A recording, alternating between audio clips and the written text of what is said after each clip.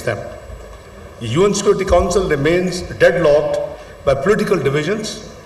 There is a strong perception, backed by the examples of Palestine and Jammu and Kashmir, that the Security Council is failing to fulfill its primary responsibility to maintain international peace and security. Global and even domestic economic inequalities are deepening owing to the inherent deficiencies in the global financial architecture.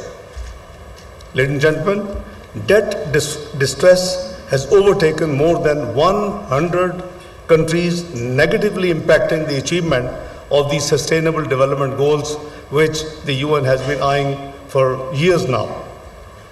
Developing countries like Pakistan continue to face the brunt of climate change and crisis, despite contributing negligible in the emissions, but we remain one of the top 10 most vulnerable countries on the globe. Ladies and gentlemen, in this backdrop, cooperation, not confrontation, should be the hallmark of our international approach. That is why Pakistan remains a firm believer in the enduring relevance and importance of multilateralism. As the world's most representative multilateral institution, the United Nations uniquely placed to address global challenges. We support the need for the universal and consistent adherence to the fundamental principles of the UN Charter, including the self-determination of people, non-use or threat of use, and the pacific settlement of disputes.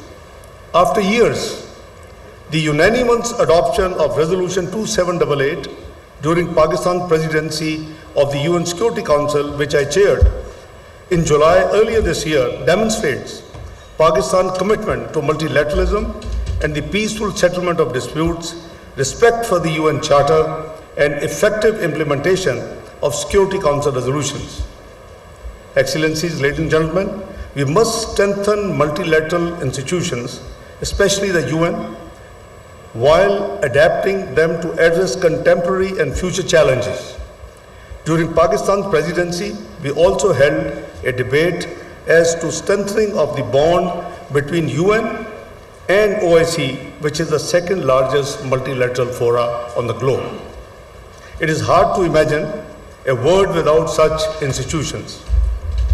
In the same spirit, Pakistan remains supportive of other initiatives aimed at increasing multilateral cooperation, including the Global Governance Initiative of President Xi of China, to which Pakistan is a signatory, which seeks to make the global governance system more responsive to the needs of developing countries and to address the common challenges.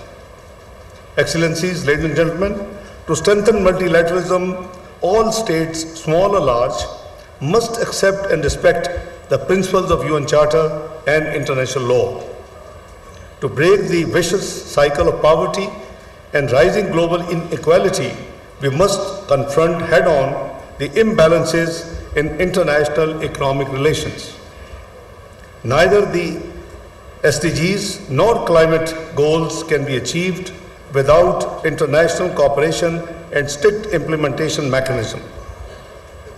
Concrete actions are needed to help developing countries trapped in liquidity crisis and debt distress by ensuring adequate concessional finance, rechanneling unused SDRs, securing a sustained increase in the lending capacity of multilateral development banks, and funding the International Development Association, IDA.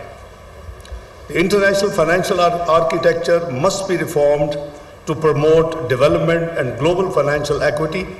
Likewise, United Nations, including Security Council, require urgent reforms for which Pakistan is fully supportive and actively participating. Ladies and gentlemen, the world trading system must also be redesigned to promote sustainable development. Access to advanced technologies, especially digital technologies, must be equitable, accessible, and non-discriminatory. We also need enhance global climate action and international cooperation to mitigate the negative impacts of climate change based on the established principle of equity and common but differentiated responsibilities and respective capabilities. Excellencies, ladies and gentlemen, as the world gathers in Brazil for COP30, the developed countries must meet their climate finance commitments with a balanced focus on adaptation, mitigation, and loss and damage.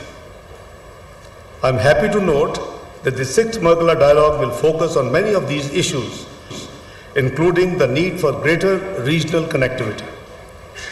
Located at the crossroads of South Asia, Central Asia, and the Middle East, Pakistan is endowed with rich mineral and natural resources and human resources and enormous economic potential. I could see a slide there, a board which is indicating Pakistan has copper, lithium, and other rare earth materials. I think this is very meaningful.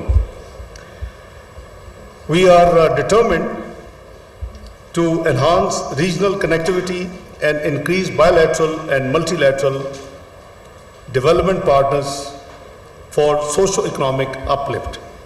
We remain determined to capitalize on these inherent advantages for the prosperity and betterment of our people and our region by prioritizing geoeconomics as one of the cardinal pillars of our engagement with international partners. We remain open to engaging with all partners and institutions to achieve the desired goals. I hope that the discussions at this forum will also help us explore new pathways for cooperation towards a more peaceful, stable, and prosperous future. Ladies and gentlemen, I conclude by wishing you all a very engaging and productive time during the course of this dialogue. Have a very good day and thank you. Pakistan Zindabad. Islamabad में Margalla dialogue का आगाज़ नायब वज़ीर-ए-आज़म इसहाक डार खिताब कर रहे थे। उन्होंने कहा कि आखिरी दहशतगर्द के ख़ात्मे तक उन्होंने गुफ्तगू करते हुए कहा कि पाकिस्तान को मौसमियाती तब्दीली का संगीन ख़तरा दरपेश है और इसके साथ उन्होंने कहा कि पाकिस्तान का कार्बन अखराज में हिस्सा न होने के बराबर है। और अब शामिल करेंगे न्यूज़ अपडेट्स।